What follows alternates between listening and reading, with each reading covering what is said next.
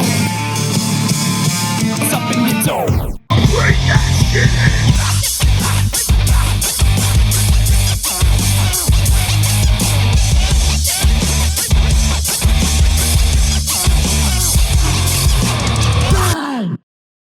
Hello, welcome to Digging in the Dome. We back.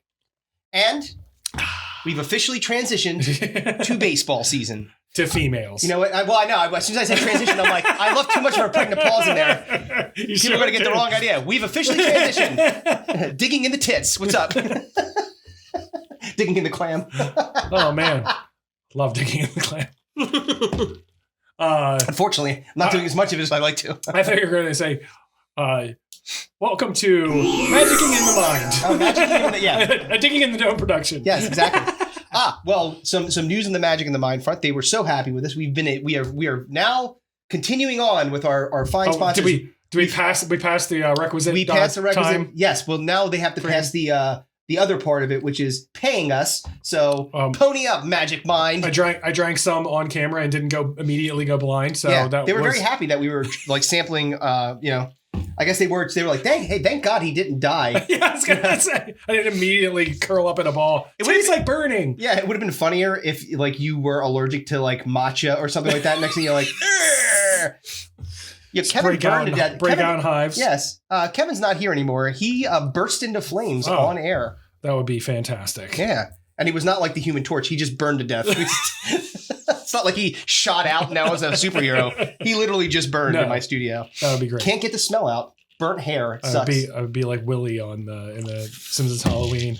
He's on fire and he wants to. He's like, it's like Willie, wait your turn. Mr. Van Houten's talking. I don't like the idea of Millhouse having two pasta dishes in the same day. So we transitioned not sexual identification. Nope. But we transitioned from football into baseball season. We are in baseball season. It's official. The Super Bowl is over.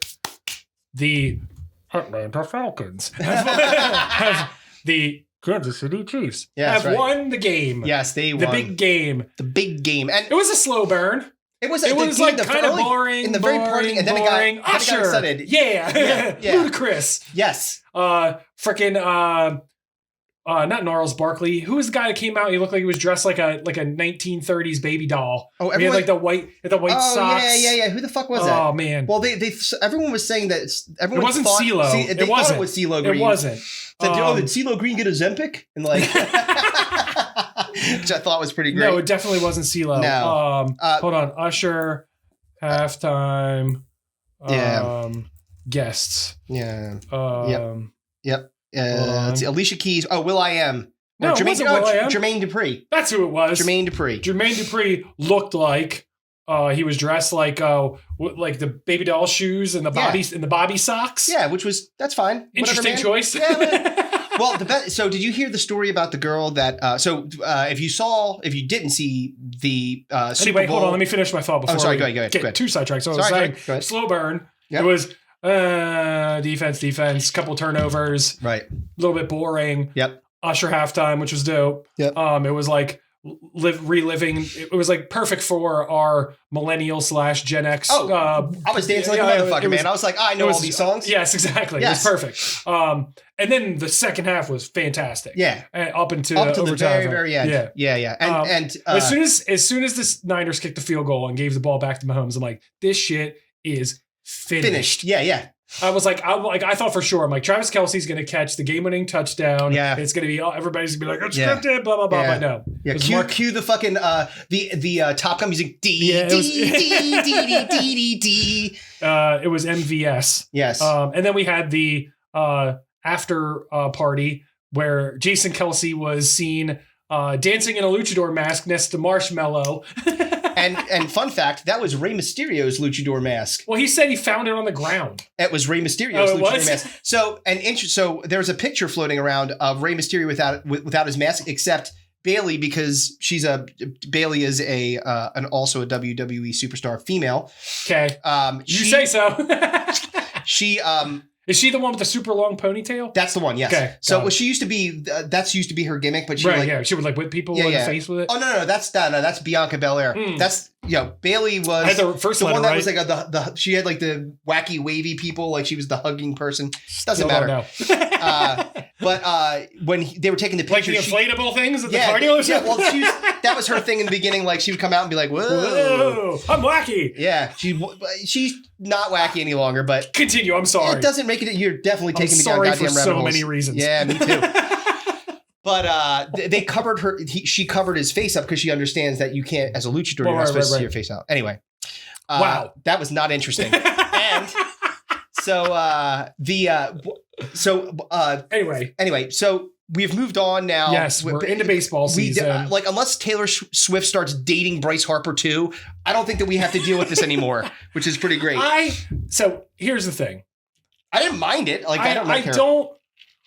It made me happy that it really pissed people off. Dude, like some dude, these beta male, self-identifying beta males and shit like that. That just pissed off people that are like, we're going to show Taylor Swift for 5 seconds.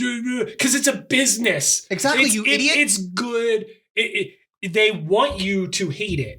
Right. They either want you to really like it or really hate it. Doesn't matter. It's the principle of Private Parts. If you ever remember the movie, they were sitting in Pig Vomit's office. Private Parts is the Howard Stern movie. Thank you. Sorry. The context is... You really had to explain. If you ever saw my Private Parts. I'm not wearing pants. Glad I helped you on that one. Let me windmill my dick around. That'll be cool. Magic Mind. It makes you windmill your dick faster. Helicopters. Yes. So... Wow. Shit. Anyway, I got lost. I thought about windmilling my dick and then it fucking derailed my train of thought. You sure did. No, Private Parts. Private Parts. There's a scene where Paul Giamatti, who is called Pig Vomit in the movie, great acting performance by him in that movie. You are the goddamn Antichrist. You are the motherfucking Antichrist. That's right. Yes. Just such a great He's the best. He's so funny. So they're like, he's like, I don't understand why people like him or why are they watching him? They're like, well, our studies show that there's a lot of people that like him. Like, oh yeah, all right, well, but it's what about the people that hate him? What about the people that they watch it too? Yeah, it was like double the amount of people that hate him. It's the same thing. Yeah. So don't make it. I swear to God, this is going to be a quick detour to wrestling for 2 seconds. I swear. But they just did the same thing with The Rock. You were talking about it last week. Oh yeah, they bring The Rock back in. It was the most unliked YouTube video or WWE related YouTube video ever of all time. Do you think when The Rock went home, he was upset that everyone was mad? He was like, "Fuck yeah, everybody hates me." Rock used to be a heel. He was a great heel. Yeah. He was fantastic, and now he's going back to his heel roots. That's awesome. Yeah, it's great to be able to like hate somebody. So regardless, it brought eyeballs to it. It was the most watched Super Bowl ever. Yeah. Maybe I think one of the most watched shows on TV ever. Football is always the most watched, particularly in the US. Yeah. I think 48. There was some weird statistic, and I don't know the actual thing what it was, but it's somewhere in the neighborhood of like last year, of the 50 most watched televised events, whether it was a TV show, a live TV event like Grammys or something like that, or a sporting event, 48 out of 50 of the most viewed shows were football related last year. Right. So 48 out of 50 of the most viewed, whether college or NFL. Yeah. And the 2 that weren't were like the Grammys and the presidential debate or something like that. It was a historical retrospective on football. Yeah, exactly. It wasn't an actual football game, but they were talking about. So the whole Taylor Swift thing, it made me laugh so much at the dudes getting so pissed off. But the women that are like so invested in like the Taylor Swift side of it, and like there are some hardcore and so pissed off, and then they get them getting pissed off that dudes are pissed off at it. So imagine if they went to a Taylor Swift concert, and every 8 minutes or in between every song, they just went to Travis Kelce in the crowd. He's like, women would lose their fucking mind. Are you doing? Why do you keep showing Travis Kelce on I don't care how he's reacting to the song. And they would lose their fucking shit. So both sides of it. It's my favorite part of Blank Check, and you're showing me this asshole. I don't want to see that. It's like politics. Both the extremes are ridiculous. But you know what? I guarantee you, I mean, if we were going to really put money on it, how many 49ers fans called Taylor Swift a cunt at the end of that game? I mean, they probably been that like, no, it probably was. They probably called everybody a cunt. Yeah, but definitely because people want to attribute it to something. And one of the things that I saw online was like this, again, we talk about conspiracy theories all the time. It's one of our favorite things. One of our favorite things to do. And they were talking about how it was the fix was in because of Taylor Swift. Of course, they're going to let them win. Right. I don't know. Maybe not choosing to take the ball in the beginning of the fucking overtime would have helped, or you know, knowing the actual overtime rules, which all of them admitted they're like, we've never played overtime. How long have you been playing football for? Well, they did change the overtime rules in the playoffs this year, but still, not knowing the rules going into the Super Bowl, yes, that's crazy. That would be like going into like your final defending your thesis and for your PhD, and like not writing it down. Yeah, like, I got it right up here. Don't worry about it. I'm not going to forget a thing. Nailing it. Wow. Man. Yes, baseball's back. Baseball's back. Yep. Back again. Ready. Philly's back. Tell the men. Tell the men. Tell the men. Tell the men. Spring training, or not spring training. Pitchers and catchers today, right? Pitchers and catchers reported. Yes. It's a fantastic celebration for celebration. Wow, you have a birtation there? What All right, didn't take my magic mind. Oh, magic mind. Makes you not have a stroke on a microphone. Or other places too. No strokes. Anyway, speaking of baseball strokes. Yes. Lenny Dykstra had a stroke. He did. Yeah. Instead of being nails, he's... He nailed it. That was not surprising. Not unforeseen. No. I mean, the dude was admittedly on lots of drugs. Yes. Lots and lots of drugs. But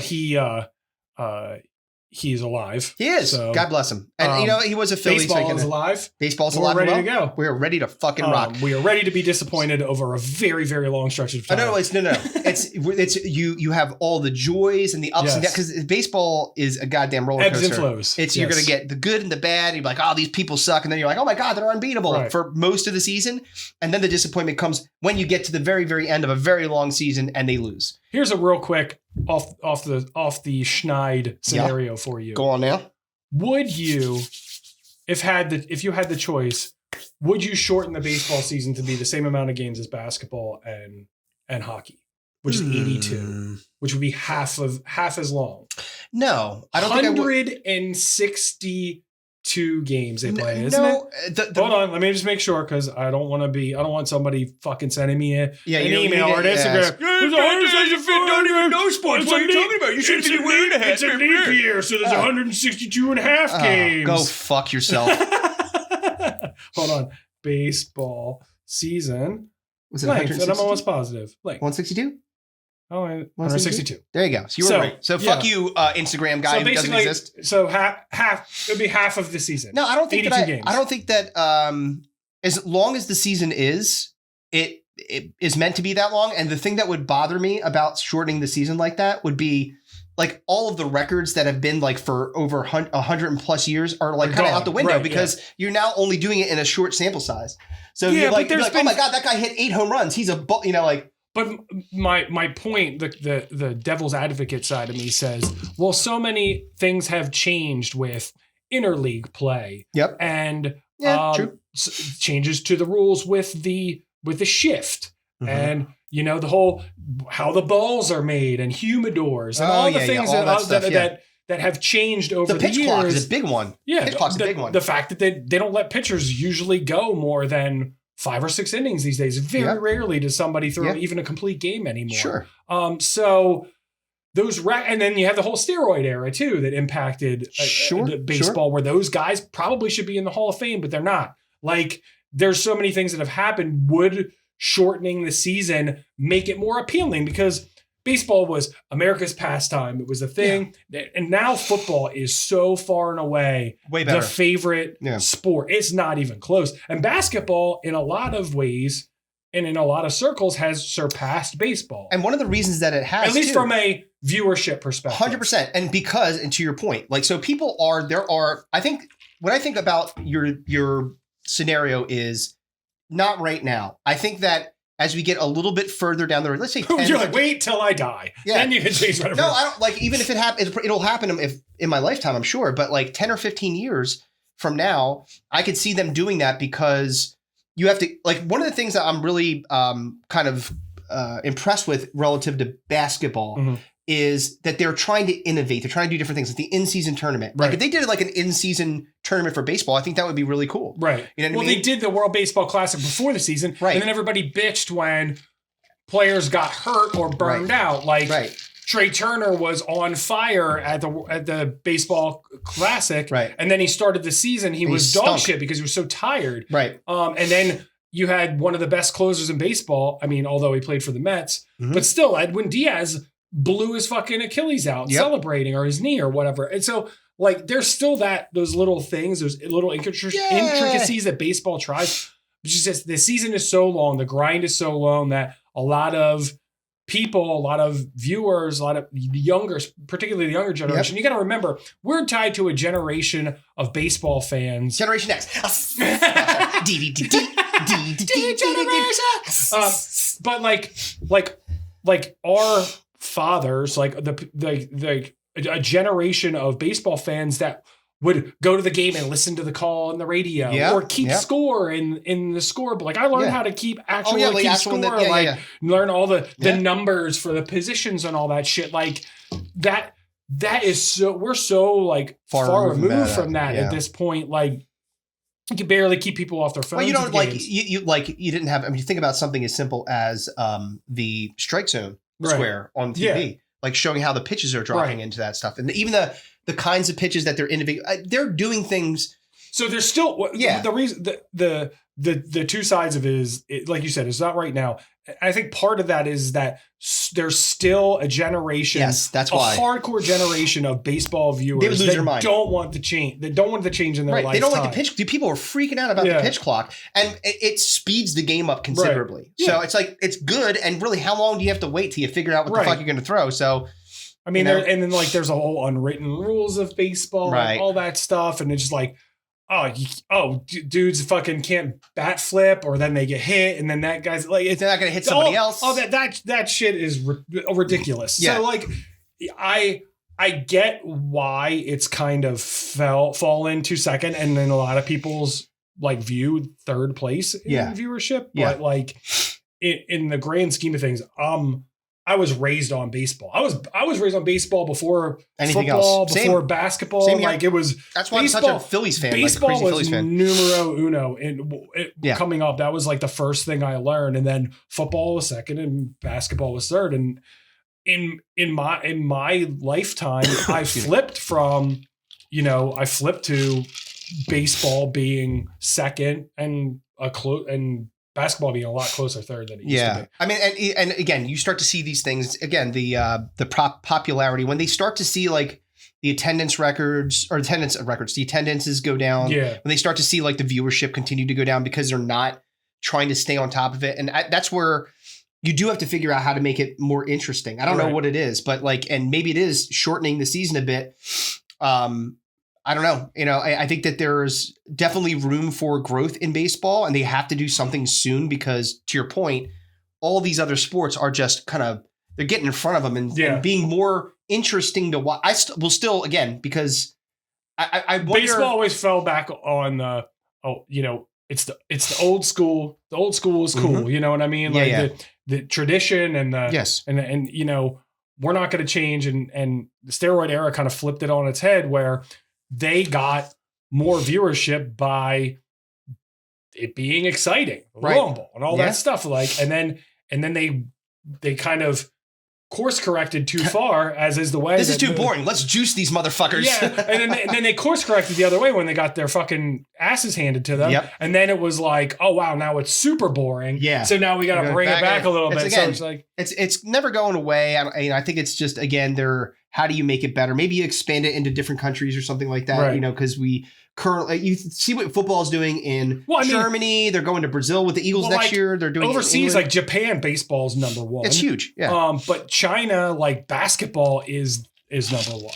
You know what I mean? Like, and soccer and stuff like that, which a lot of people think is super boring, is probably the most popular in the world. In the world. It is. So like, it has its place. They just got to fucking fine tune it a little bit because if they're going to keep pace with basketball to be number 2, they're never going to catch football. No, football is a fucking juggernaut. Football's figured it out. Yeah. And they figured it out by bringing in Taylor Swift. That's our whole point. They're like, I don't know, basketball's starting to get popular. Bring me Taylor Swift. Exactly. All right. You suck this dude's dick. He's a tight end. He's like, sweet.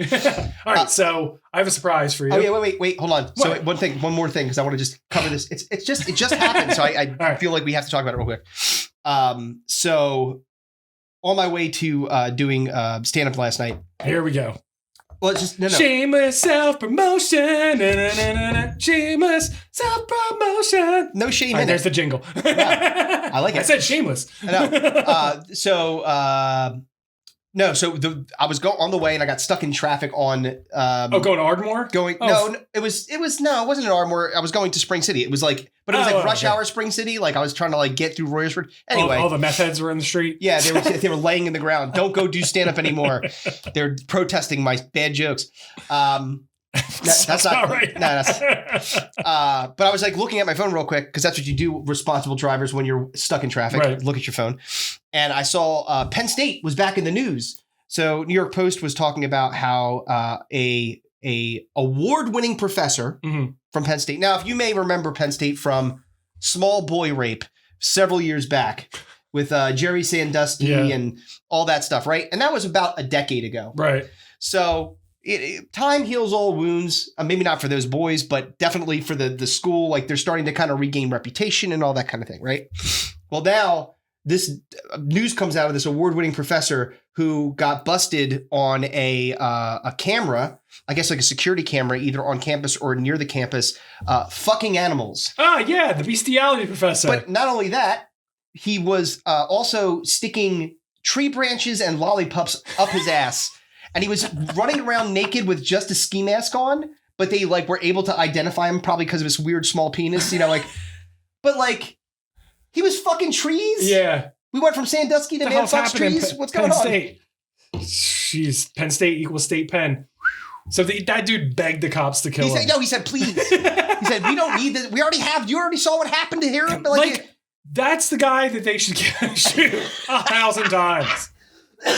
Yeah, you know what?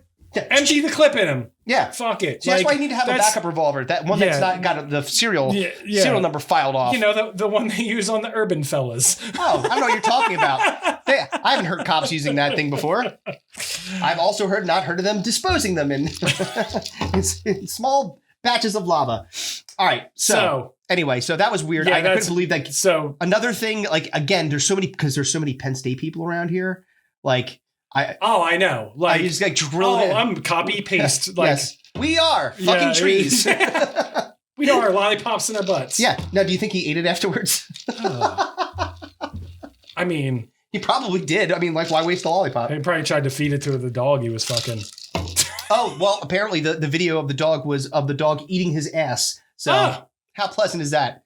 Magic mind. It makes you eat dogs' asses. No, it does not. Oh, sorry. It makes dogs eat your ass. There we go.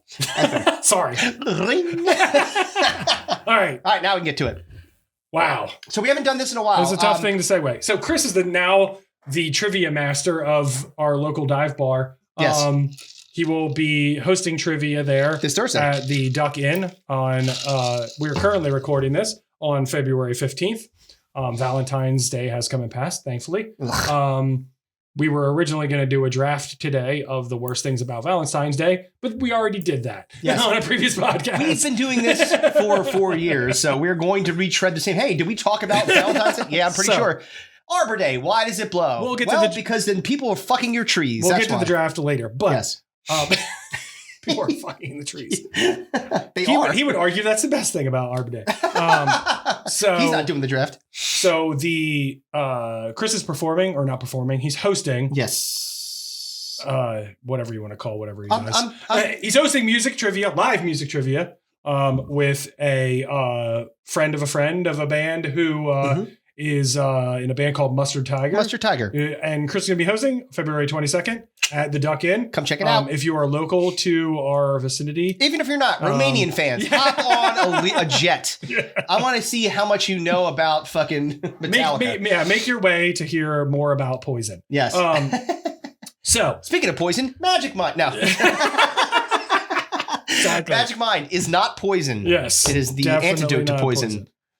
It is not the antidote to poison. You don't know that. It could be the antidote to some poisons. Allegedly the antidote to maybe one poison. You know what? Have the real antidote for the poison next to you. Try the Magic Mind. Yes. If it works, then you know we're right. Yes. All right. But then you said... Go for it. Yeah, good luck. Good luck with your death. Yes. Anyway. Yes. So... Chris is the big trivia host. So we had a segment some time ago called Trivia Time. That's actually where the trivia, that is how we have based, or how I've based the show, kind of the trivia show's kind of theme is I call it Trivia Time. So it's in honor of digging in the dome. I am bringing to Chris a surprise trivia time. I have not given him the subject. I will only be presenting to him these questions. So there's no point and counterpoint. No, it is not a contest. It is strictly quiz the Quizmaster. All right, fair enough. So, a few months ago, yes, coming out of the Christmas holiday, winter break for the school students, yes, a teacher made international headlines by posting a page paper, a list of slang terms that were no longer allowed to be used in her classroom. Oh, I don't like the sounds of this at all. So it's going to make me say a bunch of things I don't want to, guys. No, that's not what's happening here. He's like, hang on. Are you going to try to Randy Marsh me on Wheel of Fortune? All right, what's your favorite flavor of chip? Salt and Vin? Exactly. I said you're going to Randy Marsh me on Wheel of Fortune. And I'm like, I don't think I should say it. Literally one of my favorite. You said Randy Moss. I said Randy Marsh. Oh, okay. So you said Randy Moss. Yeah. No, that's the person he was talking about. So don't sidetrack me here. Sorry, go ahead. So on her list, which went viral. Yes. It said, these words, sayings are prohibited in my classroom. If you are caught saying these words, you will write a short essay explaining why you chose to use these words in an academic setting to express yourselves. Okay. There are many ways to articulate what you need to say without using slang. Okay. Please know that using slang in an academic setting can diminish your capability to become a successful writer. More often than not, the way you speak is the way that you will write. The gibberish some of you choose to use is improper English and sometimes inappropriate for an academic setting. This is an educational institution, and you will carry yourself as scholars in my classroom. Okay. So an English teacher posted this in her classroom. I believe it was a high school teacher. All right. So your trivia is, there are 32 words or phrases that she has listed on her list. I've taken 10 of them. Okay. So you have 10. So I am going to give you the word or phrase. You have to tell me what you think the definition or what that word or phrase means. Okay. All right. So these are current terms that I probably won't know. These are slang terms that are on her list of prohibited in her classroom. This is not going to be good for me. So the positive part for you in all this is that you have 2 teenage daughters. I do. So you may have actually heard some of these. All right. I, on the other hand, mostly have not. Now, these 2 things. Yeah. I will give you the word. Yep. Or phrase, and I will spell it for you. Okay. Spelling bee style. So, I won't use it in a sentence. Now, I need that. I could use it in a sentence. No, if you use it in a sentence, I'm probably going to be able to get it. Exactly. But these are defined by Urban Dictionary. All right. Because I have no other way to define them. Right. Philadelphia bus transfer. That's when you're fucking with one condom. After you finish, you give it to your friend. He puts the condom on, and then he fucks the same girl. So Philadelphia bus transfer. Not quite that deep, but thank you. Tennessee log jammer. You take a piece of your shit, you freeze it, and then you fuck a girl with it. All right. Thank you for knowing both of those. Wait, that's the Alaskan pipeline. I'm sorry, I got that wrong. I really don't want to know you anymore. I would like to further distance myself from you and this podcast. Right. Go on, give me the first one. I have 10. All right. Now, Urban Dictionary, which is hilarious. The first thing that comes up is composer. Now, this is not one of the terms. It's just the first things that comes up when you put in UrbanDictionary.com. Composer, a person who fakes orgasms. Jean totally fakes her orgasms. She's a composer. CUMPOSER. That's composer. Brilliant. Fantastic. So that's why I'm using. Yes, well done, Urban Dictionary. Goddamn right. I love it. So the first one, are you ready? I am. Stand on business. SOB. Okay. So let me look that up real quick for you. Stand on business. All right. I think this means like you're going to back up what you're saying, basically saying like, I'm standing on business. Like I'm in the right, or whatever. I'm like standing on business, mean like I'm not backing down. I'm the person that I'm standing on business. Okay. Am I close? You're not far off, but not enough to give you half a point. God damn it. All right. But what is it? So stand on business basically means to take care of your business. Okay. And obligations. It's to be all about your grind. Like, okay. I'm standing on business. So to use this, and rent was due and my son was hungry, so I had no choice but to stand on business. Right. That's of business. That's the first definition that comes up. So he robbed the bodega at the end of the block. All right. And now he's in jail. Sorry. Further distancing myself from this podcast. All right. Next one. Ready? I'm ready, buddy. SkeeYee. And what? I'll spell it for you. What? SkeeYee. All right. SkeeYee. SkeeYee. SkeeYee.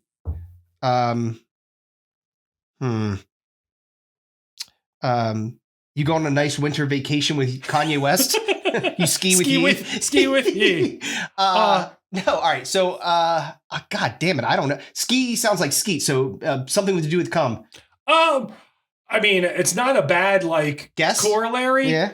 It's if you see somebody that you want to pull up on or come over, they want them to come over. You think they're attractive, so you holler at them. Yeah. Exactly. All right. So you yell SkeeYee. Apparently, this is something that white girls annoyingly yell in the hallways in high school. They do? Yeah. I haven't heard that one. Yeah. Thankfully. So SkeeYee. One of the definitions on Urban Dictionary is an annoying ass term from a TikTok song by Sexy Red that white girls would blurt out, especially in school hallways. Maddie and Chloe, SkeeYee, me, shut the fuck up, please. Yeah, that would be me too. Go ahead. All right, so you're 0 for 2. 0 for 2. Fuck. All right. These are hard. Now this one's a little more popular, a little more on the known spectrum these days. Yeah. Riz. Okay. RIZZ. This one I believe I know. That's having charisma, sexual charisma. You are attractive, you've got Riz.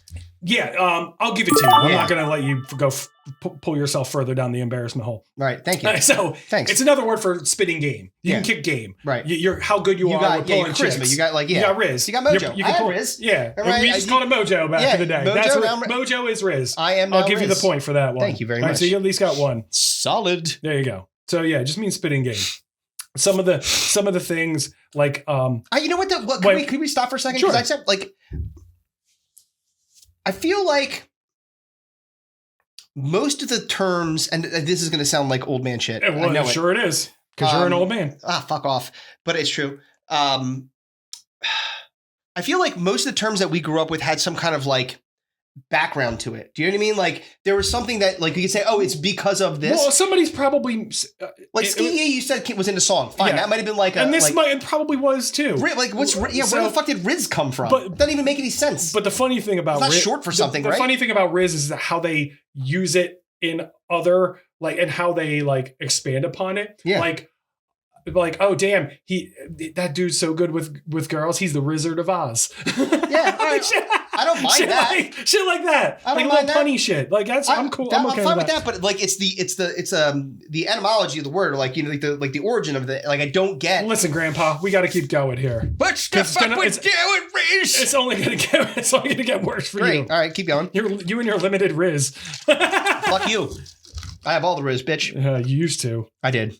20 some odd years ago. That doesn't matter. Still there. Before you got killed. I got to dust off the glove and play 162 games. Your Riz now means no jizz. Yeah, well. All right, so this was another one that's very popular and probably maybe getting close to not being popular anymore because of how popular it is. Okay. No cap. Okay. No lie. That means I'm not kidding. That's no cap is for real. Yes. It means meant to convey authenticity or truth. See, I got another one. The phrase originated in reference to decorative gold teeth, which can be divided into two distinct varieties: permanent gold teeth, perms, or caps, pullouts. Whereas caps can be pulled out with ease, perms, as their name suggests, are permanent. So no cap cannot be taken out for job interviews or court dates. Right. They are honest and lasting impressions of the owner's realness. Right. So that actually makes sense. Caps. So no cap. You got it. Ooh. All right. Next one. So you got 2 so far. What am I at? Number 5? 4? This is, hold on. You are 1, 2, 3, 4. You're 2 for 4. Hey, all right. That's not bad. 50%. 500. That's not bad. Right. Not bad. So the next one. On God. I've heard this one before. On God. I feel like it's kind of the same. There are many iterations of this, but on God is like the most popular. I'm not lying. On God. I'm swearing on God that I'm telling that the is truth. 100% correct. Yes. Yeah. On God is a phrase which is a way of saying that someone is telling the truth, similar to another phrase such as "I swear to God." Other common uses are on my mom, on my grandpa, on gang, etc. And actually, there's several iterations of this on her list. Yeah. On hood, on bro, on my mama, on my dead mom, aunt, cousin, any family, friend, associate. But I just went with on God. I'll tell you what, that's actually a fairly old term, and you and I both know it. Because remember, tell me all your thoughts on God. That's not, because I really want to be there. Not the same thing at all. All right, hold on. If I really fall down. All right. I believe I know the name of the band. I want to see if you can guess it. Oh, fuck. I was wrong. Can you guess? Do you know? Fuck. I feel like it starts with P. Nope. What is it? Dishwalla. Oh, God. Yo, what so the anytime someone older than you as a young person tells you that your music sucks, remember there was bands called Dishwalla that we used to listen to. Yeah. All right, back to trivia time. Yeah, go on now. All right. Next one. Yes. Ate that up. Ate it up? Ate that up. All right, you crushed it. You did the best job ever. Ate it up. You crushed whatever you were doing. Yep, correct. To do something or look extremely well. Damn, you ate that up. All right. So I only missed 2 so far. Yeah, the only ones you missed were Staying on Business and SkeeYee. You got Riz, you got No Cap, you got On God, and you ate that up. All right. Now we're gonna get a little more difficult. Oh God. On God. Yacht. Say that one more time. Yacht. Like rock radio. G-Y-A-T. Yacht. Yeah. Yacht. Yeah. Yacht. G-Y-A-T? Yeah. Yeah. Said just like that. Got it? Like got it. Yeah. Got ya. No, you're incorrect. All right, what is it? It is short for goddamn. Yeah. Oh, like yeah. Damn. Yeah. Right, so but you say yeah instead of goddamn. Ugh. When you see a cute girl with a fat ass. Yeah. I mean, I do that, but I didn't know that I was just missing a Y in the pronunciation. I've been doing it wrong. I'm a fool. All right. Next one. Yeah. Yacht. Yeah. Yeah. Damn. So next time the wife walks by, you just go, yeah. She's gonna fucking hit me with a fucking trash can. Like, what are you doing? She'll be like, get out. Yeah, get out. Get an attorney. Nye. N-I-E. No. That's the only thing it could be. Nye. N-I-E. Nye. You were close. It is not now. Right, it is now. It's a shortened version of now. Right, yeah. Nye? Yeah, think Cartman. It's totally right, Go on, yeah. Come on, yeah. All right, that's fair. Real. I should have known that. N-I-E. Now I feel bad about not knowing that one. It is short for God now. damn it. It's short for now. Son of a bitch. All right. Next one. We have 2 left. 2 to go. God damn. Right. Struggle bus. All right. Next one is Gang Gang.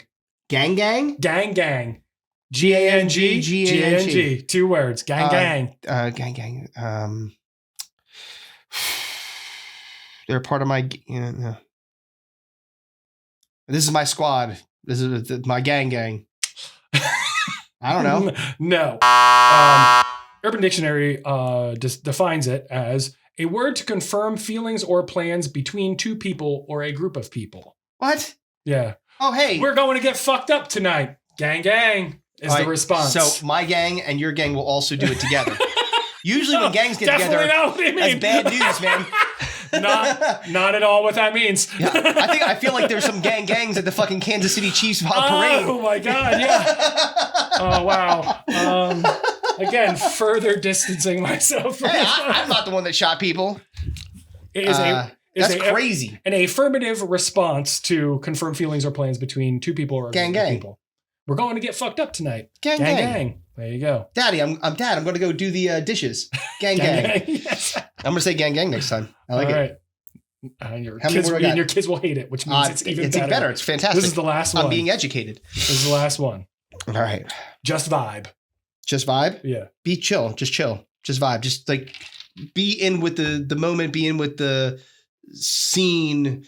Just enjoy yourself in the moment. Chill out. I'll give it to you. You were kind of there, and then you like kind of diffed off. But it's just go with the flow. Go with the flow. Yeah. Right. So, all right. Okay, I didn't do as bad as I thought I was going to do. I'll be honest with you. That was hard. So you got stand on business. Oh, you did not get stand on business. Nope. You did not get SkeeYee. Nope. You got Riz. Yep. You got no cap. Yep. You got on God. Yep. You got ate that up. Yep. And you got just vibe. So I got 5 out of 10. Yeah. 50%. So 50%. Not bad. For an old man. I will say that you ate that up. Thank you. I did. And now I'm going to go drink it up, and we're going to take a break as we refill our beverages, and you hear from Magic Mind, the Poison Stopper.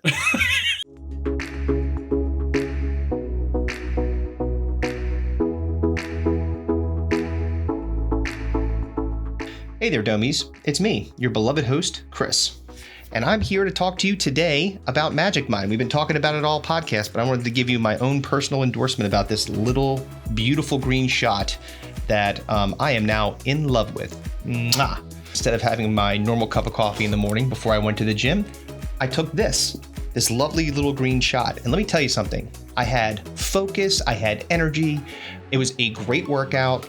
Usually our Saturday workouts at F45 are pretty tough, and this thing got me through it okay. And here's the best part. When I came home, I had no desire to have a cup of coffee. Not at all.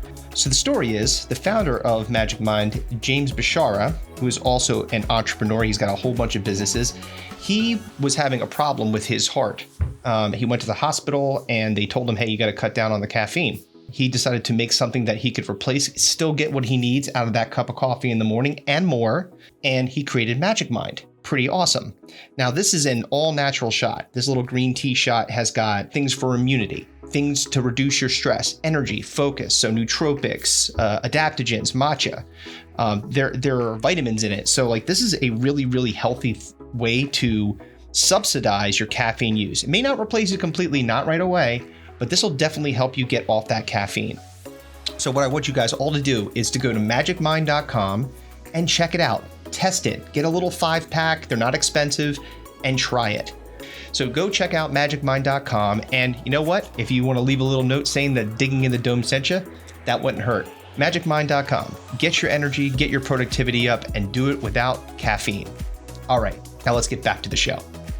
And we are back. Gang, gang! Gang, gang! We decided to gang our way back into the studio. We decided to gang bang our way back in. And then I SkeeYee. Wait, I said gang bang, not gang gang. Oh, what? Oh, yeah. We were gone for a while. You have no idea. I just hit pause. We were taking down bitches like the crazy 88 and fucking Kill Bill. We certainly were not. Yeah, it was the opposite of that. Kevin was eating mac and cheese, and I was being made fun of by my wife. So it's literally what happened. That's 1,000% what happened. Thank you very much. All right. Thank you. That's mighty Rizzy of you. SkeeYee! SkeeYee! Isn't that how you do it? SkeeYee? SkeeYee! It's SkeeYee. Oh, SkeeYee! When you look up, you go SkeeYee. SkeeYee! No, it's SkeeYee. Ski. No, that's definitely different. I don't know. All right. Here we go, yo. Here we go, yo. What's the best case Scenario. Here we go, yo. Here we go, yo. Oh, no, that's the scenario. Good news, everyone. So, the scenario. The scenario. Please read it for me, because Sure. I don't have it up on my I got iPad. it. All right, so good Good news. Good news. You managed to invent time travel. Yay. Unfortunately, you can only go back in time as far as you have been alive, and you can't go into the future. What event in your life would you go back and change, prevent, or alter? What world event would you go back to change, prevent, or alter? And then the caveat is you can't do something that's going to make you money. Like, can't like say, oh, I know who's going to win the next night. Like the Back to the Future principle of having the fucking baseball almanac. Yeah, exactly. That would make Biff Tanner very rich. Yes. So ultimately, you can't so we were both born in 1976. Yep. So we can't go further back than 1976. Right. So we can't kill Hitler. Correct. Right. Or can't let him win. Whatever you prefer. Might prevent Magic mind. Helps you prevent. Helps you kill Hitler. Well, hey. Hey, there you go. But people are like, really? Some Jewish gentleman's gonna be like, this sounds like a good idea. Many world events have happened in our lifetime, but let's start with the more simple one. Uh-huh. An event in your own life. In your own life. Flip it. We're gonna flip it. Ready? I'll flip it. You call it. I'll flip it. All right, fine. You call it. Tails. It's heads. All right. So do you want to go first? Sure. I'll go first. Why not? So the first thing is like, what are you going to change in your own life? Like a your own life event, like something that may have impacted you, doesn't impact the world. You know what I mean? Something in your life that happened to you that was embarrassing or altered your life in a way that how many times can I go in the past? I got plenty. That's a really hard question. I wish I hadn't squished that fish. Exactly. Well, because then you have to also think there is a butterfly effect to whatever you're doing. So you got to be really careful about. What would change that particular event? Shit. You know what? It can be simple. No, it's actually a job that you took. It's real. I think it's relatively easy. Okay. And I think it's because of the knowledge that I have now. I would have started comedy when I was like in my 20s for sure. Like if I knew, and not because like, oh, I'm crazy good at it. I'm not. I'm saying because I didn't. It's like now if you did that, that would have kept you out of the band most likely. It depends. Would you depends on when. Because like, all right, I mean, we were in and out of the band for a while, so I didn't think about that as a prevention. Pretty well sustained for over a decade. So 20, like you didn't say when I'm going back to. I didn't say I was going back to like say that maybe not in my 20s, but let's say in my 30s. Okay, so let's say after the band ended. Yeah, whatever. Yeah, so 2000. I think we played our last gig in like 2011. 12, something like that. 2011. So that would have given me. So let's say 10 years ago instead of 10 months ago. A decade full of me just doing this. Yeah. Like and I think this and like I mean comedy is like kind of the comprehensive, not just stand up. I mean like I regret not starting the podcast sooner, but like again there was the it was COVID. Like it just triggered it. So things happen for a reason, right? Whatever. But no, that makes sense. Like because you figure you're in a band, you're used to performing. Mm-hmm. We had done it for over 10 years. Yeah. We had gotten quasi recognized for it. Yep. And we're comfortable performing in front of people, whether good, bad, or indifferent. Right. So again, it would make sense to transition directly to that rather than. Yeah. Well, there was that maybe it was because I was, in the middle of having kids and like working super hard and working at the company that I did. So there's all those things, but I'm thinking just based on what I know about the year that I'm now coming up on my year anniversary of doing comedy, which is really cool. And the 4-year anniversary of us doing this. So it's like, if I could have been doing this all along because I enjoy it so much, which is a testament to us, to you, and Magic Mind, who helps friends stay together. Sorry. But I think that I would have been. I'm happy I'm starting now. I'm like not upset about like I'm only a year in. I don't care about that. Right. I just would because I like it so much and because I like this so much. It would have been so much cooler if I did it longer. That's it. Mine is I would, if I could change one thing, it would be that we signed that record deal when we had the chance. Yeah, Brahma Bull Records. So the part of this is that, this was we had been playing regularly at CBGB's. Mm-hmm. We had entertainment lawyers, representatives coming to see our shows. And and egos and alcohol use and personal issues and a lot of things, all kinds of dumb shit, kind of fuck that up for us, fractured the band, as it were. And we were very much in the like the heyday of nu metal. Yep. I think when we were starting to get popular. Yeah. So bands like Linkin Park, Incubus, Deftones. Oh yeah, all those guys. And Korn and Limp Bizkit and all those bands. Yeah. Were just exploding, blowing up, and we were more on like the 311 roots, like live music, hip hop with a little kind of snarky, hard. It got metally occasionally. We were fusion. We called it fusion hip hop because we really did use all different kinds. It was like Linkin Park, and that's what they wanted us to be. They wanted us to be like kind of like the next Linkin Park at the time, and we skewed a little more hip hop than Linkin Park. So we were somewhere in between like 311 and Linkin Park, if I could describe it in a way. But all the shit, the shit that makes bands go bad happened to us. Yep. And we were it was all the stereotypical shit that you hear that breaks up bands, that fucks shit up when you're getting close to rising to the top. Like I would change that, because I feel like if we had we would have stuck with it, stayed on the path and been able to course correct, that we would have been opening for those gigantic bands and been on tours and stuff like that. Brian Quinn, one of the guys we interviewed, who is now the lead guitar player for Candlebox. He was in Octane. Yes. And we played with Octane. Like, we were in the same circles. We were respected. I just went to Grape Street actually to do comedy. And I was like, hey, is Scooter still around? That's the guy who used to book that place, and he is. And I'm like, when I got on stage, it was funny because I was like, I said, it was the first thing that I said was, it's really weird to be up here by myself with no instrument. Because like I played on the stage, I don't know, we played there like 40 times. Like, that was our home. Like, that was home base. That was a home base. It was that grape, because it's back to the old place, the old grape room, right? But it was, for a while, it was Chemistry, that big room that we played a bunch of times, right? And then it went back to the grape room on Grape Street. But I mean, there was like bands like Hailstorm with like Lizzie Hale and stuff like that. They were playing at Grape Street when we were like in 2005. Like they're like, we had that. We were in line with that kind of trajectory, and it all the fact that we got like because I remember the attorney Lee Mark Berg came to our show at CBGB, saw us. We talked to him afterwards. Next thing, things got moving relatively quick with that guy, and he's like, "Hey, look, I think that you got this." And we had the paperwork. We had a contract lawyer looking at it, but again, it's what happens. That's a good one. I definitely.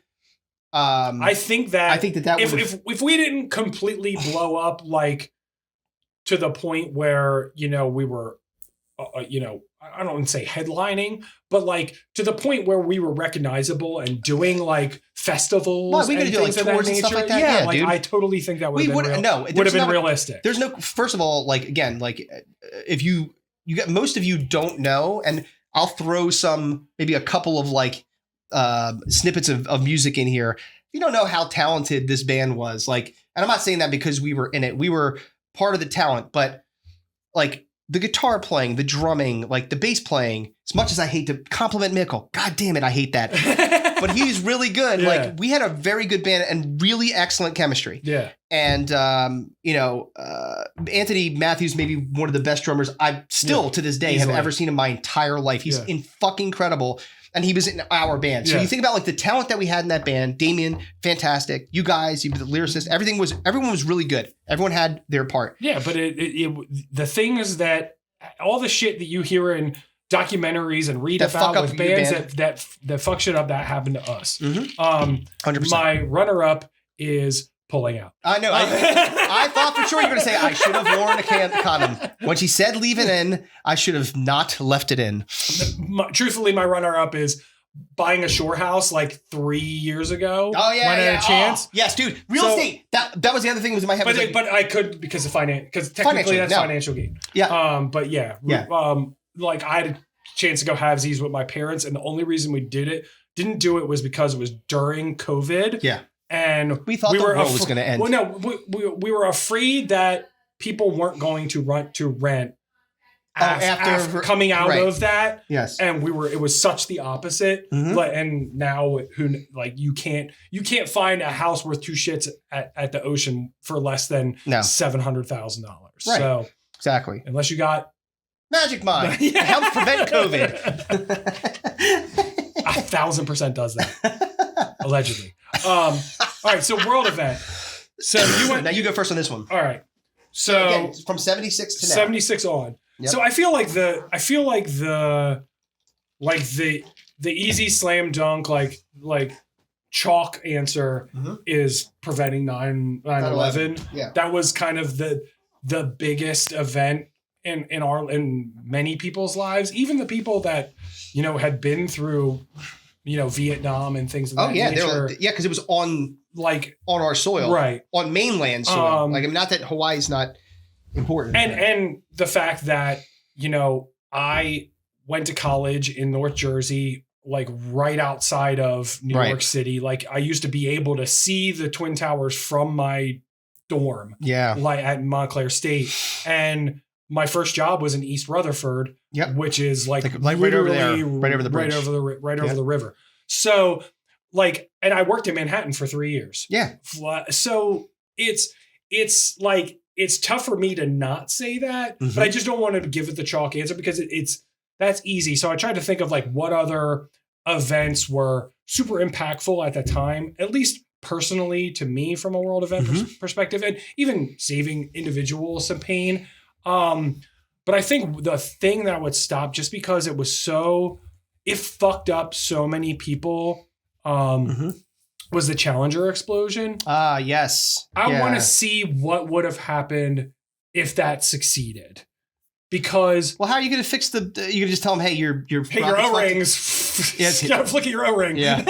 My O-ring. Just check out your O-ring. It's got the SkeeYee. So the biggest problem, the biggest problem with that event was we watched it, and it's kind of like 9/11-ish, but every school child, that was such a big deal because they were sending normal people to space for the first time. Yeah. With Terry McAuliffe, the teacher, and all these people that weren't astronauts were going to space for the first time. Yeah. And we were gonna the space program was going to be, and every kid's dream back then was to be an astronaut. It was such a big deal to be an astronaut back then. So they had it on in school, showing grade school children. Yeah. Watch this shit explode live on TV.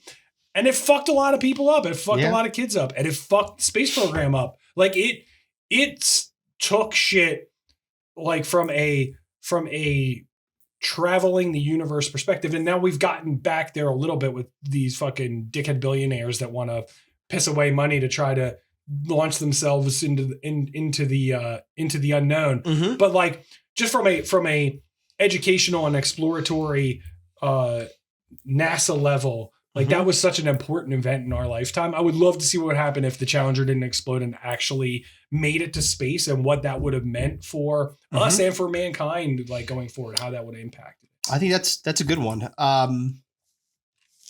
What year was the Challenger explosion? 1986, I think, maybe. I know we were in grade school. Yeah, it was 86. 86, yeah. So I thought about this one, and the thing that comes to mind for me is, and there's kind of a chain reaction that I would expect to happen. Again, I'm thinking of butterfly effect, right? So I would stop the U.S. from invading Iraq. Okay.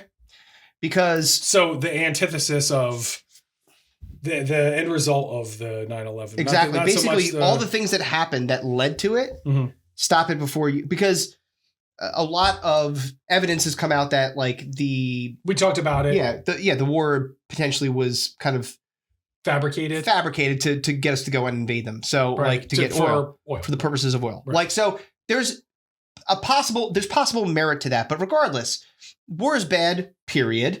And preventing that one, if it has the chance of preventing 9/11, now you're saving all the people that went to war, and you're saving all the people that died 9/11. Right. So the the weird thing about that is that we have so much history with Vietnam. Oh yeah. That we should have known better than to do that. Yeah. Well, yeah. Right. Because that's essentially it's a very similar there but are different, very contrasting but parallels. Yes, you could see it. They're like that could have been prevented. Sure. Should we have learned from our mistakes? The one thing that we know about it's an unfortunate truth is that war is money. Right? I mean, like it's almost sometimes masked in power, religious or ideology or power, but at the end of the day, it is money, right? So people make a lot of money when wars are happening. It's why they're always fucking happening, right? So people capitalize on that. So yeah, any chance you get to be able to quaff that, stomp it out in some way, shape, or form would be good. And again, they say that people that don't remember their history are doomed to repeat it. Yeah, right. That's essentially what happened. And that's exactly what happened. And again, if we continue to fuck around as such, SkeeYee, we will find out. I'm just going to continue to use ski incorrectly for the foreseeable future. Magic Mind. It makes you fuck up SkeeYee. It makes you fuck up skiing. No, it makes you a much better skier. Well, neither of us stopped Hamas in Israel, so I mean, sorry, Jews. All right. No, but like again, I think some of the things that you stop tragedies from before, and maybe that leads to a less fucked up world in general over time. Again, the butterfly effect, the ripple. So that was my hope, is that maybe this ended war. Right. It won't. But mine was much more from a nerd perspective. Like I wanted to see what would have happened if we were able to put normal people into space and, well, basically fast forward to Elon Musk thing he's doing right now. Yeah, but that's not the same. It's not at all. No, especially given the time. Like that was you're talking about sending, a teacher and normal individuals to space to see how that type of travel impacts somebody who's not used to the rigorous training aspects of it. How they bring that information back with them, how they then the success of that makes more people want to pursue that as a career. You know what I mean? Because NASA went tits up not too far after into the future. Oh yeah, NASA was like done. They were toast. So I mean, that was kind of the reason for me. It was much more from a nerd perspective. You're a nerd. You know what it made me think of was the movie Space Camp. Do you remember Space Camp? Oh my God, yeah. I loved that movie when I was young. Kelly Preston was in. Oh, you know who was in that movie that was like super young in it? Joaquin Phoenix. Oh, really? Joaquin Phoenix was in Space Camp. No shit. Yeah, super, super young. And Tate Donovan. I remember that dude. I loved that movie when I was That movie was great. 1986. Well, that's a great transition to our draft. Know who else was in that movie? Who? The guy who played Lamar from Revenge of the Nerds was also in and a rap by little old me Lamar. We got the costume beating on his goal. And you were wrong. It wasn't River Phoenix. I said no. I said Joaquin. It wasn't. Was Joaquin known as Leaf Phoenix for a while? No. Then it was Leaf Phoenix. Was Leaf Phoenix in it also? I'm pretty sure that Joaquin Phoenix. Oh yeah, very very young Joaquin Phoenix, but Leaf Phoenix was also in There's many Phoenixes. Leaf Phoenix. Leaf. I remember River. Kate Capshaw, Leah Thompson. Yeah. Kelly Preston. Leaf Phoenix. And River Phoenix, and then Lamar. Yep.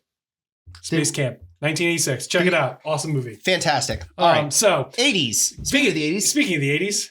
Yay. It's the draft. Yes. Oh, wait. So I was thinking about this and it made me extremely nervous. What was the last draft we did? It was 2 times ago. So we skipped the draft the last time. I thought we did a scenario combination with the draft or something like that. We did. What was it? It was, oh God. Hold on. Let me see if I still have my notes. Delete them.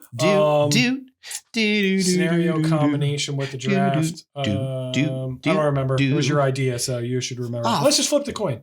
I was going to say, who's going to go first? Yeah, well, let's just flip the coin. Well, anyway, let's tell people what the topic is before we flip the coin. No. So we were originally going to do Valentine's Day. The worst things about Valentine's Day. And we already did that. We've done it, and the answer is everything sucks about Valentine's Day. It's expensive. It's stupid.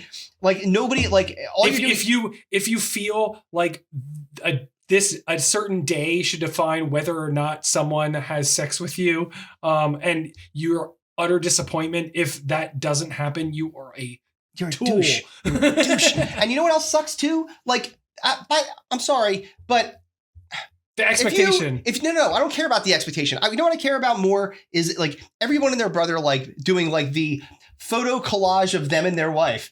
Oh, this heartthrob, blah, blah, blah, blah, blah, blah, blah. And just like, happy Valentine's Day. Well, I mean, you're standing outside saying, I love my wife. Cool. I know. Like, I don't need you to be like, if it's your anniversary, I get it. That's a meaningful day. Right. If it's your birthday or her birthday, I get it. Meaningful day. This is a made up thing. And I did that because I have a 2-year-old. So like I have to do the whole, look how cute. No. I'm not judging gay. you. No. It is gay. Yeah, you are. It's gay. I did it. I'm gay for doing it. All right. It's social media. I have a person in my life that I have a child with that requires this type of thing. It doesn't require it, but it is very well looked upon. It's not a checklist. I'm gay for doing it. It was gay. I stand upon my gaiety. But you're right. It's the expectation of something must be done on this particular day, and you're lesser of a person if you don't do something. We've so simplified it, and for us it's as simple as going out to dinner, having a couple drinks. Yeah, that's it.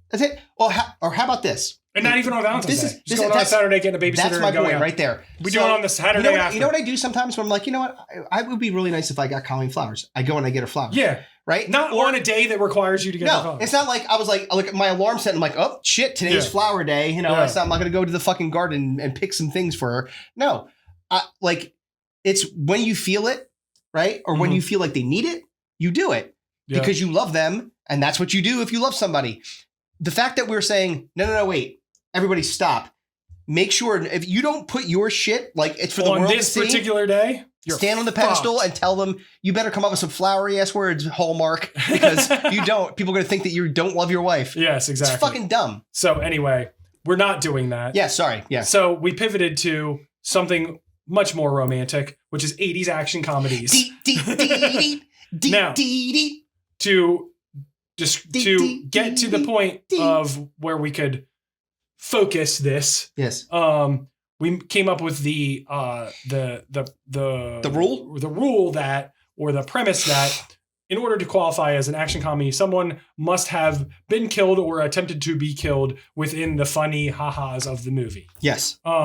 So your Planes, Trains, and Automobiles, your Ghostbusters, your Beetlejuices, your Honey, I Shrunk the Kids. They don't count. Your those types of movies, your Back to the Futures, that's not going to count. No. We'll know when you see it. You'll understand what we're talking about. So we're going to flip the coin for the first pick. There are so many of these. Dude. And there's so many that I want. All right, ready? Yeah, go ahead. All right, here we go. Go. Heads. Ah! Is it heads? All right. No, I screamed for it because I was happy. Ski! All right, stop skis. I'm sorry, I can't stop. There are so many. Yes. So many. So what's going to be the first one? So I'm going to take the one that that is more funny than violent. Okay. It's got the violence, but it's much more on the comedy side. Okay. And that is The Naked Gun. Oh, hell yes. Frank Drebin himself. Yes. One of my all-time favorite movies. Great movie. Frank Drebin is a clueless police detective that is basically trying to go undercover to foil the plot of the Queen of England being assassinated at a baseball game. Yes. It's one of the funniest I will call it an action comedy because it does qualify under the action comedy umbrella. Yes. Because somebody was killed or attempted to be killed. Yes. On many occasions, actually. Actually, yes. Multiple occasions, that one. But it's not in the thriller action comedy, right? Kind of folder of right. it. It's not as it's more. It's definitely leaning heavy on the comedy side, and it's fucking hilarious. It's a spoof movie essentially, but hey, I'll take it. Hey, you want to have a little bit of action in there? You stick in there. O.J. Simpson. Mm-hmm. That's right. He's in there. Like I said, an actual murderer. How about qualify that? with murders. Yeah, there it is. All right, so you're up for 2. Ooh, ma. All right, well. This is great because I get like 2 picks that I absolutely want. Okay. All right. First one. God, I feel like it doesn't matter if I give the first spot to. Yeah, it doesn't matter. So I'm going to do it. I'm doing the heart pick first before the one that I think it might be. Big Trouble in Little China. Jack Burton. I one of my favorite movies ever. That is again. Yeah. Lopan. Lindsay Lopan. Dude. Big Trouble in Little China. Big Trouble in Little 1986. Kim Cattrall, Kurt Russell. The little dude that's always in 80s movies as a China dude, like the Egg Shen? Egg Shen. Victor Wong is the actor. Dude, he's the best. Yeah.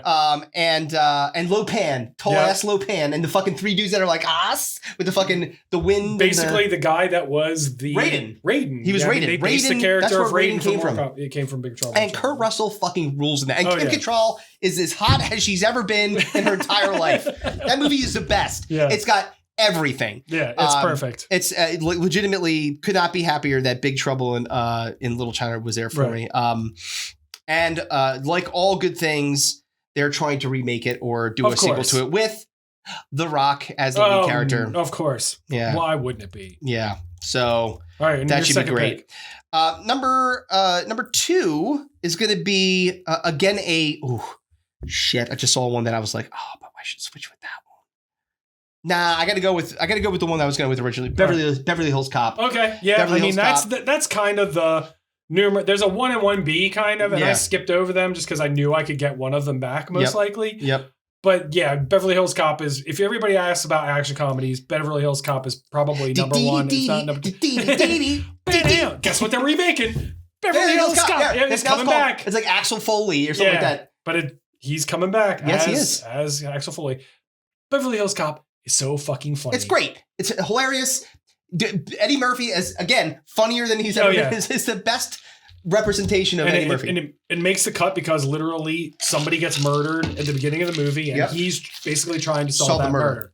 It's so fucking funny. And it's not his little like undercover stuff. His the Judd Nelson and the other guy. What the fuck is Judge Reinhold? Judge Reinhold. I mean, and the other dude, the guy that's in, like a cop. Like literally, if you're like, I need to cast a cop. I need to cast a receding hairline cop. Yeah, I need a lieutenant. That dude is the lieutenant. That guy. I'll put a picture of him. You'll know what I'm talking about. But such a great movie. Great movie. And by the way, the second one was pretty good. The third one was dog shit. And now they've now circled the wagons. Taggart and Rosewood. That's right. Taggart and Rosewood. Taggart was Rosewood was Judge Reinhold. Judge Reinhold. Yeah. And I believe they are back. If they're alive. Are. Yep. If they are alive, then they are back. All right. Magic Mind. It helps you get fast in Beverly Hills Cop 4. Definitely does not. You don't know that. All right. Now you get 2. So you have the Naked Gun. I've got Big Trouble in Little China and Beverly Hills Cop. 2 very strong picks. I have to go with the one that is the 1B for a lot of people in the action comedy genre, the thriller action comedy for this particular one. That's Lethal Weapon. Yes. It was that or Beverly Hills Cop, and I went the other direction. Danny Glover's so fucking funny in these movies. Oh my God. Like Riggs and Murtaugh, man. That's all you gotta say. Riggs and Murtaugh. People know. Mel Gibson, Danny Glover, 1987. They're basically also Gary Busey, maybe in one of his finest roles as the villain. Joe Pesci's in the series. They're Mel Gibson just plays the crazy homicidal, reckless, suicidal cop. He plays Mel Gibson. Crazy, homicidal, racist. Basically, they're uncovering a drug trafficking ring. Mm-hmm. There's murders. There's hilarity. They're the odd couple of of cops. Right, because like Danny Glover's is this black and white, crazy, straight laced, old, young, blah blah blah. But like, there's a scene, and it's actually a pretty heavy scene that people don't talk about a lot. Oh, where he's about to kill himself. Yeah, he puts it in his mouth, like he puts it in his stud. He puts his head, and he sticks. What you call it? Danny Glover sticks the skin of his thumb between the hammer and the pin. Yeah, he stops it. Right. Yeah, it is a heavy scene. Yeah, because he's like hilarity. It is a comedy. No, there are funny parts of it. No, but again, sometimes that's the ability to be able to take people down into that really serious moment. Right. And there's and I feel like that again with Lethal, because the action comedy is not just all ha-has. So you have to put an air of gravity to it. You can't really do that if you're just laughing all the time. So suicide might creep into, or that's part of the allure. All right, so you've got for my third one. Yep. So I got Naked Gun, Lethal Weapon. This third one's tough because I don't know what's going to come back to me. I was so sure that either Beverly Hills Cop or Lethal Weapon was going to come back to me that I took the chance. That's why I took Naked Gun first. Mm-hmm. Now, there are several that I want to come back to me, and I don't know if they will. And now I don't know what to take. Difficult stuff. And I'm not even trying to go by like what the best movie is, or you're doing your heart picks. What people think is the funniest movie. There's going to be a movie in here that most people would put at the top of their list that it just doesn't rank high for me, and just because I was too young at the time, right? So I'm not going to pick that one. We'll talk about it later unless you pick it. Mm-hmm. But from a action comedy perspective, one of my favorite movies. It's stupid. It's silly. It's got 2 Saturday Night Live alums in it, and that's Spies Like Us. I love that movie. Fuck. 1985, Dan Aykroyd, Chevy Chase. It's one of the best ever. It's one of the best ever. It's one of the worst reviewed movie I don't care. comedies out there. That movie is fucking hilarious. Fucking Milbarge and Fitzhume. Dude. Doctor. Did I miss anybody? He's so one of the best, dude. There's so many hilarious scenes in there. Dude, they basically, it's like 2 fuck up mundane job. They did the mundane like government jobs, and they try out for the CIA. Right? Remember Chuck E. Cheese he was like he's pulling it out his mouth. He's like, and he was pretending like he was chewing gum. Dude, it's so dumb. He had an eye patch. It's such a fucking funny, stupid movie. Mm-hmm. It's fantastic. It's never not funny. It's one of the worst reviewed action comedies of all time. I legitimately don't care. But I've watched that movie. Funny. Oh yeah, I've watched the movie like 1,000 times. Oh yeah, it's so great. 100%. Yep. I kind of want to watch it right now. Yeah, me too. Actually, I was just thinking about that. My 3 on board are Naked Gun, Lethal Weapon, Spies Like Us. Oh man. All right, so you're on for 2. Tough sledding. All right, well, one. So far you got. I got Beverly Hills Cop and Big Trouble in Little China. Yep. All right, I'm very happy that this one's here. Okay. To be honest with you. Tango and Cash. Oh, yeah. Dude, love Tango and Cash. Dude, it's so dude, the lines are the It's so bad and so good. Guess what movie of the action comedies rated worse than Spies Like Us? Tango and Cash. On Rotten Tomatoes. Dude, it's so great though. So it's the mission, and again, a return. You see, I have a theme of our friend Kurt Russell, and also Sylvester Stallone in a non-Rocky, like he's like this. I'm transitioning out to Rocky, and I'm going to be executive Rocky. Yeah. He's like wearing a suit and a tie. Yeah. And he's like, got glasses on. Well, Mr. Hung Up Cop, like he's like kind of like a stuck up, in that. Yep. You know what I mean? But fantastic, fan-fucking-tastic, right? It's so good, like. It's so good and so bad that like they're they get together because it's like they're put together for like a drug bust thing or something. Yeah, and then that's what a lot of they're like mismatched cops. You gotta remember in the 80s, like it was like Say No to Drugs was like such a huge push. Like so many of like these 80s movies and action comedies and stuff are like we're preventing a drug bust or preventing drug trafficking. Right. Well, they tried to, and then they got the dude that he's like the bad guy in so many movies. Jack Palance is in that movie where like he set them up to go to take the fall for all these drugs and like all kinds of bullshit, and they go to jail. Remember, they went to jail. That movie was them going to jail, and then they got together to like escape, and then they were getting revenge on Jack Palance. Yep. That was like, and hijinks occurred. It was great. All right. So my next one, this is going to be tough. All right, so list what you got right now, because I forget. I've got Big Trouble in Little China. Yes. Beverly Hills Cop and Tango and Cash. Okay. I'm very happy with those three. I can be honest with you. This is good. That's a good one, but no. Oh,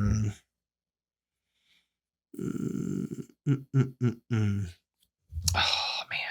This will definitely not come back, I don't think, if I don't take it.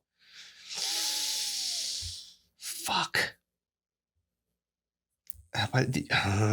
There's a more... all right. God damn it. There's a more popular one that I know more people will be like, yes. You sounded like Cameron from...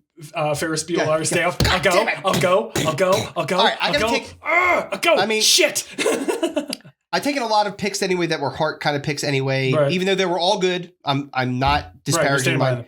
So you're gonna go with I'm gonna go with a more practical one, and that's Indiana Jones and the Last Crusade. Yeah. I thought about the Indiana Jones movies, and it's action. It is. It's comedy. There are funny parts. Yeah. It just doesn't. I'm not shitting on the pick. I know. I'm not shitting on the pick at all. It meets the criteria. I agree that it 100% meets the criteria. I think of them I don't think of them as comedy movies, but if you Google action comedies, it's right at the top. Me personally, I don't think of it as a comedy. It's not as funny. It's more action heavy, but it's more intriguing. There are laugh out loud points. There are lots of very funny. I mean, dude, if I'm not saying like I'm pulling the trilogy here, but you know what I mean. Like, no, I totally. Indy, come your heart. Kanima. No, I totally agree. And I think it's SkeeYee. Oh, sorry, SkeeYee. I gotta practice.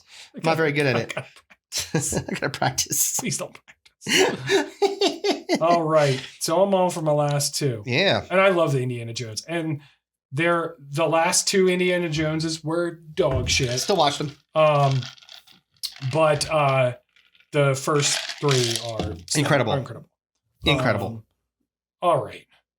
And I'm just gonna stick with my guns here and go with the movies that I particularly love. Go for it, dude. Even though they may not be highly ranked list. up on the proverbial list. Yeah. So my first one is going to be Midnight Run. Ah, yes. Charles De Niro Grodin. and Charles Grodin. Great movie. Hilarious. De Niro is probably at his funniest in this movie. Yes. He's fucking hilarious. And the movie is fantastic. I mean, like, besides the fact it's a... So Charles Grodin's a mob accountant that's on the lam, and basically De Niro is a bounty hunter that has to bring him back. Yeah, so it's like kind of like a road trip buddy movie, but not really kind of deal. But he's basically essentially being driven mad by how fucking annoying Charles Grodin is. Yeah, Charles Grodin is the legit worst. And think about how mad De Niro would look. You motherfucker. Think how annoyed, Steve Martin was at John Candy in Planes, Trains, and Automobiles. Yes, 100%. That's essentially how annoyed De Niro is at Charles Grodin during this whole thing. And Charles Grodin's fantastic in that movie too. Yeah. Very, very funny. And my last one, before we get to your last one, we'll go back to our friend Eddie Murphy, and we'll go with 48 Hours. Hell yeah. Love that movie. 48 Hours is, a lot of people think 48 Hours is better than Beverly Hills Cop. Did 48 Hours come out before Beverly Hills Cop? Yes, it did. Beverly Hills Cop. 48 Hours is 82. No, Beverly Hills Cop came out after. It's 84. 84, yeah. Yeah, so it was 48 hours first. Yeah. So Nick Nolte and Eddie Murphy basically get, Nick Nolte is like this shitty racist cop who gets... Wait. Incredibly racist cop. Like, it's wild how, the kind of if shit you watch this, you'd be like, I'm surprised they have not banned this movie because Nick Nolte's not playing games. No, he is not. Yeah.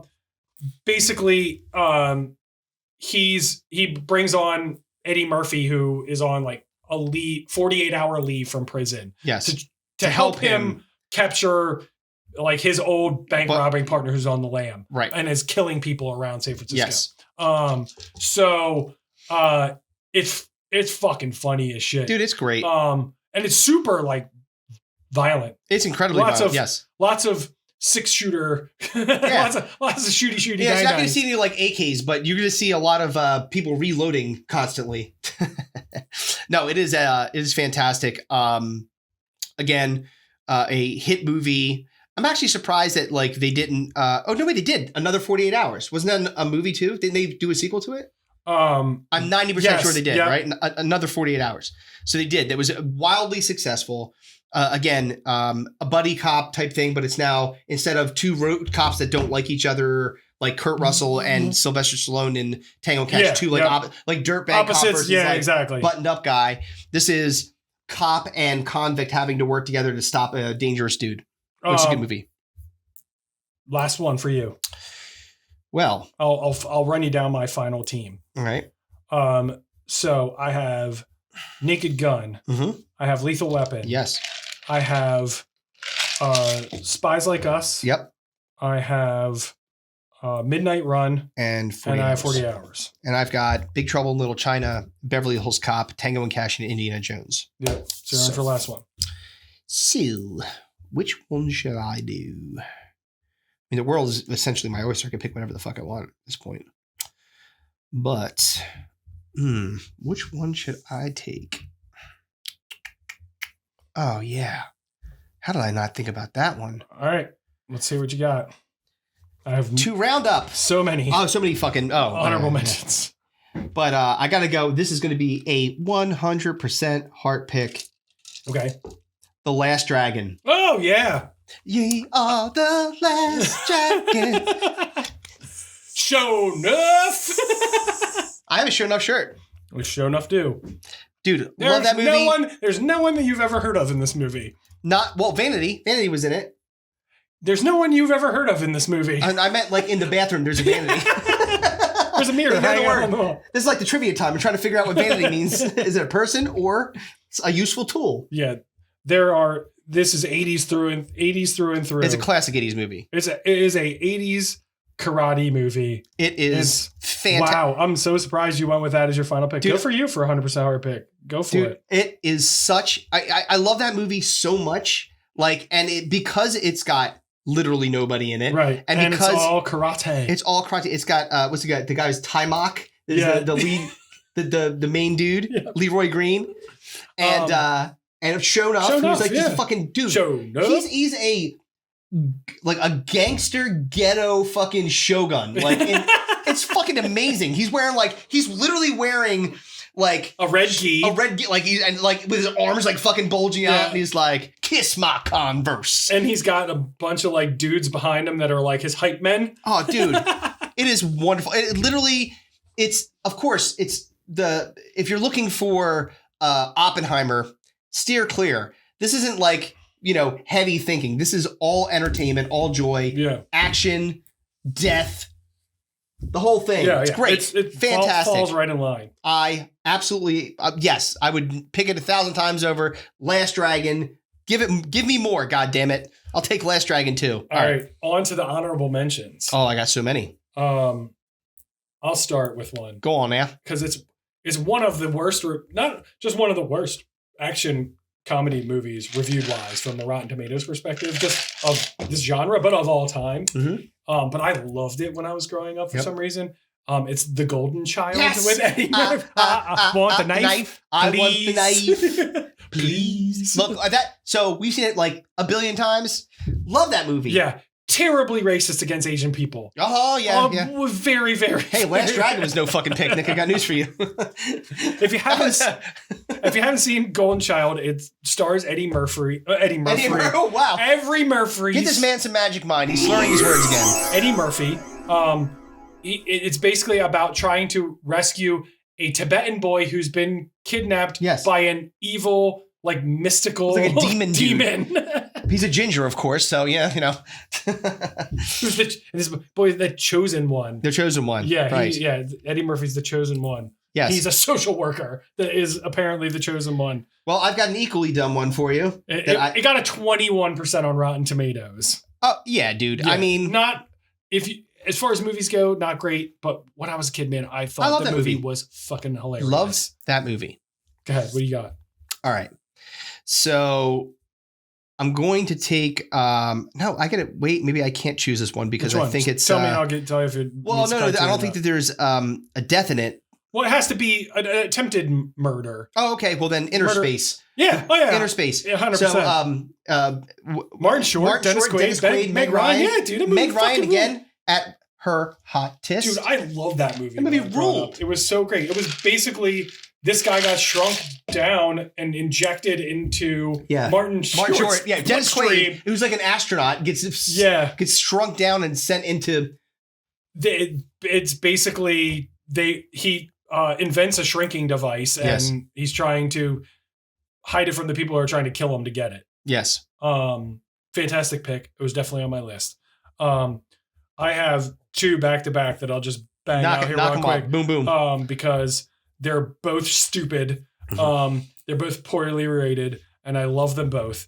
The first one is Three Amigos. Yes. Plethora. Party. He kills the burning bush dude. The invisible man. You just see literally like a puff of dirt within a body shape. Oh my god, movie rules. And then I don't know why it was just so fucking funny to me when I was a kid, but it's so stupid. There's a bunch of great actors in it. And that's The Adventures of Buckaroo Banzai across the eighth dimension. Yes. If you saw that name, you're like, Peter Weller, who's RoboCop. Yes. John Lithgow, Jeff Goldblum, Ellen Barkin. All awesome. All fantastic. I'm surprised we didn't take Commando because I think it's more action than comedy. Definitely, I mean, the lines that... We'll take Cook's card. He won't be needing it. Remember when I said I'd kill you last? I lied. Yeah. I mean... another one that I'm surprised we didn't take, and this is the one I was referencing earlier, is the Blues Brothers. But I was only 4 years old when that movie came out, and it just didn't ring the bells for me. But it's a good movie. People rank that top 5. You know, another Arnold movie that's a good one. It has a Belushi in it. Red Heat. Remember that one? Okay. Yep. That was a good one. Not exactly funny, but it's up there. It has its moments. It's got Jim Belushi in it. Fletch was funny. One that was Fletch was on my list too, for sure. Fletch is 100%. amazing. Stripes was on my list. Yep. I'm trying to find where. Some of these just came out when I was a little bit younger, so they didn't. I didn't really. Yeah. Until I was older, like I wasn't watching Stripes when I was 5. No, and it really does like. So you could say Stripes until I was 15, and then a lot of people put one that I did watch that. I'm not saying that it wasn't funny or wasn't action packed. It's just not the kind of action that I'm necessarily into. Like Cannonball. Everybody just saw me on camera spit a piece of ice. I saw that. Yeah. Cannonball, like Cannonball Run. Cannonball Runs were great. Yeah, those are good, right? Like, but they're like more, I think, leaning comedy than having kind of a balance. But again, stupid funny, not not really in our time frame because they came out like Smokey and the Bandit. That's another one that's got like another Burt Reynolds one. We could do a whole nother draft of these. Yeah. Like Romancing the Stone. Yes. I love that movie. Yeah. Throw Mama from the Train. I fucking love that movie. Like we could go on and on and on and on action comedies. Like the list never ends. It never ends. Yeah, there's 1,000 of them. So, but on to baseball. I guess it's time for baseball. On to spring, hopefully, because I'm so sick of second winter, as we call it around here. Yeah, Philadelphia. We're supposed to get some more snow tomorrow. Oh, fantastic. Yeah. SkeeYee. All right. With that, thank you very much. Good night. Bring that shit.